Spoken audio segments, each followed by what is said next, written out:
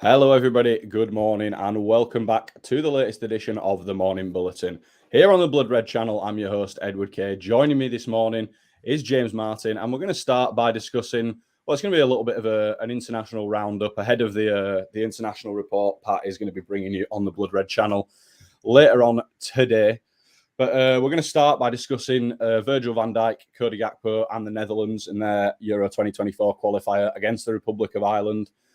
The Liverpool skipper Van Dijk obviously saw his Premier League ban for sending off against Newcastle extended recently, and he had a pretty tumultuous start to the game against Republic of Ireland, giving away a penalty after about 5 minutes before he was bailed out by Cody Gakpo, who managed to grab an equaliser before the Netherlands went on to win. But I wanted to speak to you a little bit about sort of Van Dijk's composure, James, because, I mean, the way people would speak about him when he was at the very height of his powers, I mean, people talk about, Rolls Royce as centre-back, people comparing him, to, or my dad might compare him to Alan Hansen, he never goes to ground, you never see him make a real challenge, and if you do see him make a challenge, it's probably because he's messed up somewhere. But obviously now we're sort of seeing it, he's not as infallible as maybe he was before. Obviously we've got that red card incident with the challenge against Isak and giving away a penalty last night. Do you think he's maybe lost a little bit of pace and with that lost a little bit of his composure, James?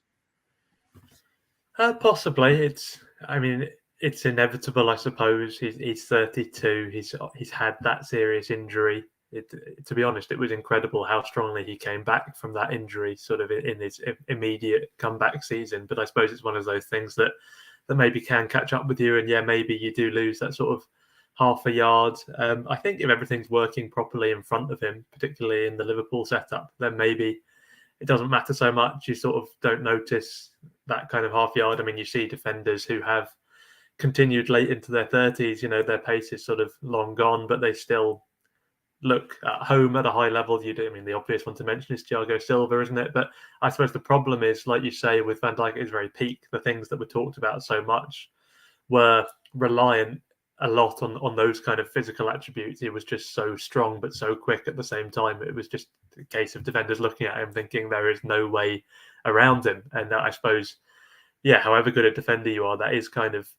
contingent on those physical attributes, which have maybe dropped off a little bit. I think also it's possibly a little overblown. It's unfortunate that there's been these two incidents kind of back to back, I suppose, and that brings the scrutiny, doesn't it? And I think it can be true that he's not at the peak levels he once was at, but at the same time he's still a very, very good defender, probably one of the best in the league still. So I'm not too worried on the composure front. I think it's just that two things have come along at once, and it's kind of created the talking point. But I think there will be maybe a few more instances of these kind of things where he's still sort of acting like the Van Dijk who had all of those physical capabilities, and maybe he's not quite at 100%.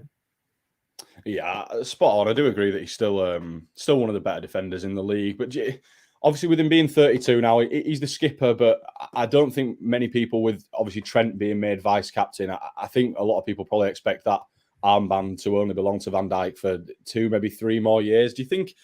Obviously, there was a lot of clamouring saying Liverpool needed to get a centre-back in this summer. They obviously went for Wataru Endo, who has played a bit of centre-back in the Bundesliga, but obviously I think for Liverpool going to be viewed as more of a 6. Do you think it is time for Liverpool to start looking for that next big centre-back signing and start planning for life post-Van Dijk? Yeah, I think it is. I would have liked to see someone come in the summer, but I suppose there was more to be done in midfield than anyone expected in the end with the Saudi departures. I think that probably caught the club a little bit unawares, and you have to make the right signing. You don't just want to say we need a centre back. So we've been focused on the midfield, but there's a week left of the window. He'll do, and just get someone in who can do a job. We've seen that backfire in the past. When you look at Arthur in midfield last season. So if the right person wasn't there, then I understand maybe holding off, because you look at the options and there's definitely a risk that's been taken, but there are 4 very good centre-backs, senior centre-backs still at the club. The trouble is 3 of them are injury prone. You've got Van Dijk, who's fine, but then you've got Gomez, Konate and Matip, who are all sort of prone to a knock. So that is a worry, but there's Jarell Quansah coming through, who's looked very good in pre-season, and then of course in the in the little outing he got against Newcastle. He came on, did a great job. So, it's not players you want to be relying on, but equally, Kwanzaa is fifth choice in the pecking order. It's not as if he's right there, set to play loads and loads of games. So, it's a manageable situation. I understand why maybe Liverpool are waiting for the right person. The trouble is the right person did kind of look like Gvardiol, whose price just went a bit mad, and then City went in and got him. So, hopefully someone else emerges as the kind of ideal option within the next year or so. But yeah, it's definitely that's the next area you want to be looking at. I did a piece yesterday actually looking at the contract situation at the club, and in attack and midfield you've got a lot of players contracted through even beyond when Klopp is due to leave in 2026. You've got sort of I think 12 or 13 players who have contracts to 27 or longer, but then you look at the defence and it's only Joe Gomez, Calvin Ramsey and Alisson. Everyone else in that back line, their contract runs out before then. Canate you'd maybe expect to be extended. Trent you hope will be extended, but there's still not a full back line of the future. You look at left back with Robertson, he's probably into his last deal, maybe there'll be one more deal, but we're into sort of the last 3-4 year cycle probably with him. You look at Van Dijk, similar story. You look at Matip, people expect he'll probably be off at the end of the season, as you mentioned. So yeah, there's quite a lot to be done, and it's fine for now because all of those players are still very good. But yeah, we're definitely at the point where the club needs to be looking to the next generation in defence, like it's already done in midfield and attack. Yeah, as I mentioned, Virgil van Dijk was bailed out by his Liverpool teammate Cody Gakpo. I mean, it sort of seems like the Netherlands have seen the best of Gakpo so far this season in terms of the football he's played. Obviously, the first couple of games he started for Liverpool were in that left-sided number 8 position where, I mean, Jurgen Klopp's insistent that he can play that role fairly well, but I don't think any Liverpool fan that's where they want to be seeing Gakpo, is it really? Obviously, I think he started one game up top, brought off for it might have been Nunes he got brought off for in that Newcastle game. I can't quite remember off the top of my head, but we've not really seen him get going yet, Cody Gakpo, despite the fact that I think coming out of pre-season, certainly coming out of the back end of last season, a lot of people probably would have expected him to be a pretty consistent fixture in that Liverpool front three, but it looks like Darwin Nunes has sort of pipped into the post at the moment, doesn't it? Potentially, I think probably we'll see a lot of rotation as the season goes on. I think it'll be a case of largely to do with form, who's providing the goods. I think Klopp had, limited options other than to start Nunes after that sort of brace off the bench against Newcastle. If what message would it have sent if he'd come on and done that and then not got the nod against Villa? So yeah, I don't think that necessarily means he's the first choice forward now, but I suppose it's maybe his to lose. I think he was quite good again against Villa, did miss some more chances like we maybe would have associated. He made things happen, he pressed well, so yeah, lots to like still. So I think he's probably still in possession of the shirt, and yeah, I suppose Gakpo would be the biggest loser from that. But yeah, it's I agree about the number 8. I don't think it really makes sense anymore. I think he is decent there. I mean, we sort of look at this season and think he didn't look great in his first couple of games compared to last season. But then there were also, moments last season, mostly kind of in game after substitutions, where Klopp did move him into that number 8 role, and he looked pretty good, to be honest. So yeah, a couple of bad games doesn't necessarily mean he's not good there. But at the same time, with the signings we've made, number 8 isn't a weak point now. So if he plays there, then Szoboszlai, McAllister, Gravenberch, Elliott, Jones, one of them doesn't play there. So it just doesn't make sense anymore, I don't think. So yeah, I think we will see Gakpo very much go back to a kind of primarily a frontline option. And yeah, that does mean he's competing with Nunes for minutes. Yeah, I think you're spot on about we'll see a lot of rotation this summer. I mean, what's the point in having 5 really top class forward options in that front three if you're not going to pick the ones who are in form? Well, the 2 are in form plus Mo Salah, I guess. But we'll move on to chat a little bit about Dominic Szoboszlai. Played a full 90 minutes in Hungary's 1-1 draw with the Czech Republic. I mean, obviously he's played a full game, James, but I'm not sure I've ever had a player go away on international duty and been less concerned over them looking a bit leggy when they come back, because he's just an absolute engine, isn't he? Yeah, he's an athlete. It's it's one of them where it's a strange one because there were not too many links to him before he arrived, but then he gets there and you think, wow, this is just the perfect Jurgen Klopp player. I don't know why we haven't been getting linked to him for years, because yeah, he's technically excellent, excellent in the press, and like you say, he'll run for days. So yeah, no worries in that department. Yeah, we'll move on to a little bit of a transfer news. Obviously, people are probably jonesing for a little bit with the window having closed last week. The last bit of news we had really was the Saudi window closing and Salah staying put, as I think most of us thought he would. But some news coming through that Liverpool did have a bid rejected for Nicolo Barella this summer. Obviously, he was being pretty heavily linked at one point. I mean, I spoke about him at length on a lot of these streams. He was pretty much my number one target once it became clear that we weren't going to get Jude Bellingham in. But reports saying that we could have him for as little as £77 million next summer. What do you think to that, James? Do you think Liverpool are still going to be in the market for a midfielder, of that kind of price tag next summer?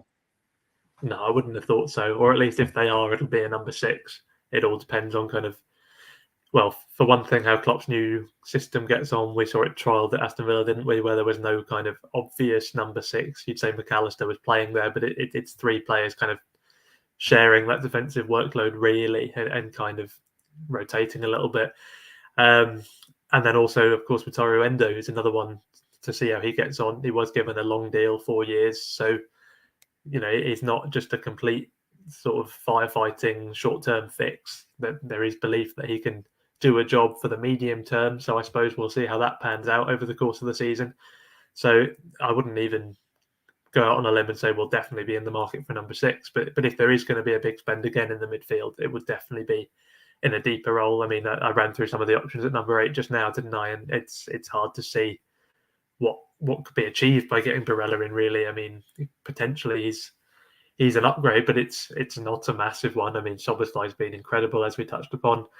McAllister is looked very good. He'll take some more time.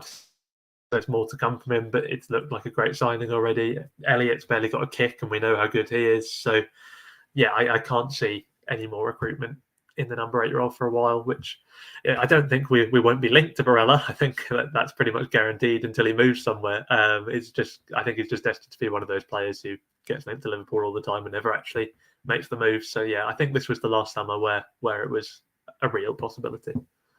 Yeah, I think especially as well if Liverpool do go and get Andre in January, like we've seen a lot of stuff about that. I can't see them being in the market for a midfielder next summer, not after the amount they've spent on their midfield this summer. But one area they could have to target next summer if the Saudi Pro League interest doesn't go away, which I doubt it will. The Saudi Pro League interest in Mohamed Salah, that is obviously sort of king of the Arab world when it comes to football. They really want him over there.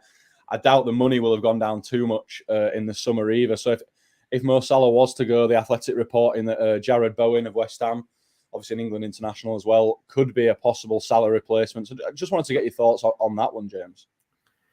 Yeah, it's an interesting one. I think it's another move where you'd think it probably made a bit more sense a couple of years ago in terms of what Liverpool typically do. I can't remember exactly how old he is now, but maybe 26, 27 sort of age. So yeah, it's on the cusp of where Liverpool like to do business, because it's not one where you get sort of another full footballing cycle out of him. You look at what Liverpool got out of, Salah, Firmino, Mane will always be kind of held up as the standard of that kind of growing together for, half a decade odd. You probably don't really get that out of Bowen.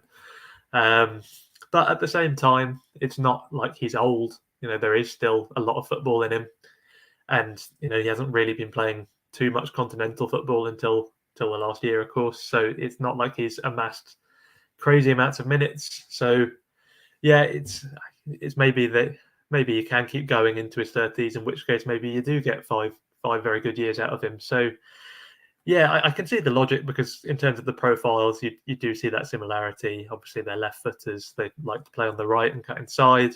And when Bowen's at his best, you do kind of see that bit of Salah in his game. You do look at him and think, yeah, that makes sense. But yeah, it's not one that I'd be hugely excited about. But especially as the price, I think, would be really high. I mean, we saw what West Ham held out for Rice. I don't think they'd be able to do the same with Bowen, but they'd be able to get a good chunk of money. And I think there's probably just better value to be found by looking a bit further afield. But, at the same time, we know he can deliver in the Premier League. It's a bit of a cliche, isn't it? Premier League proven, but it's a valid point to make. So, yeah, I could get on board with it if he signed. I think he'd do well. I think it's one of those players where his output would scale up in a better team. We've seen it with lots of players, like Jota would be the sort of prime example for me. But yeah, I think for me, it's probably better options elsewhere. Yeah, I think it's an interesting point you make there about it. It's just not. It's not an exciting replacement for Salah, really, is it? It's not the sort of transfer that grabs you. And as you say, obviously, they held out for £105 million for Declan Rice, who's an England international. Obviously, I don't think they get that much for Jarrod Bowen, but probably would be a sizable chunk. And as you say, there's probably better options further afield. But that is all we've got time for here on the Morning Bulletin today. So, James, thanks for joining me, and we'll catch you next time.